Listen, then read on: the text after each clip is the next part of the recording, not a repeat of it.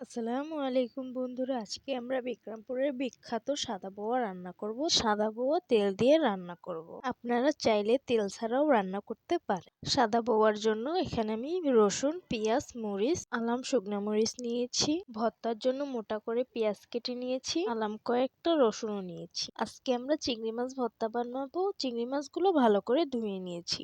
সাথে আলু ভর্তা বানাবো, আলুগুলো সুলে নিয়েছি। এখন চুলার জালটা ধরিয়ে কড়াইটা বসিয়ে দিলাম। কড়াই গরম হয়ে গেছে, এখন সয়াবিন তেল পরিমাণ মতো দিয়ে দিব।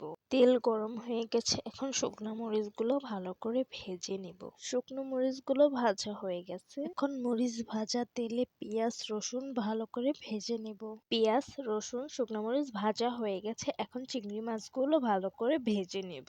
চিংড়ি মাছগুলো ভাজা হয়ে গেছে, বাটিতে নামিয়ে নিয়েছি। চুলায় কড়াইটা বসিয়ে দিলাম। কড়াই গরম হয়ে গেছে, এখন পরিমাণ মতো সয়াবিন তেল দিয়ে দিব। কয়েকটা শুকনো মরিচ ভেঙে ভেজে নেব।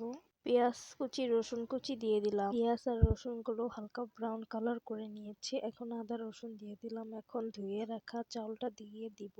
চাউলগুলো এখন ভালো করে কষিয়ে নেব।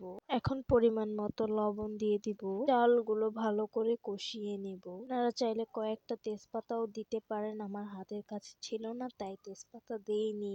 চালগুলো ভালোভাবে কষিয়ে নিয়েছি, এখন পরিমাণ মতো পানি দিয়ে ভালো করে নেড়ে সরা দিয়ে ঢেকে চুলার জালটা বাড়িয়ে দেব।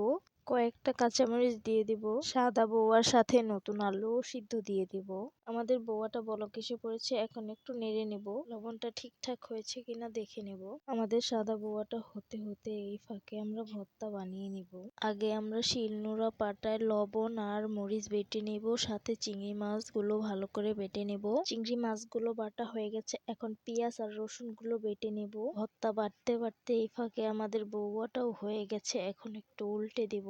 তো গরম গরম সাদা বউয়াটা পরিবেশন করে দিলাম, দেখতে খুবই সুন্দর লাগছে। বাগারালা সাদা বউয়া খেতে খুবই ভালো লাগে, আপনারাও বাসায় ট্রাই করবেন খুদের চাল দিয়ে সাদা বউয়া। তো সবাই ভালো থাকবেন, সুস্থ থাকবেন আর সিস্টার্স কিচেনের সাথেই থাকবেন। আল্লাহ হাফেজ।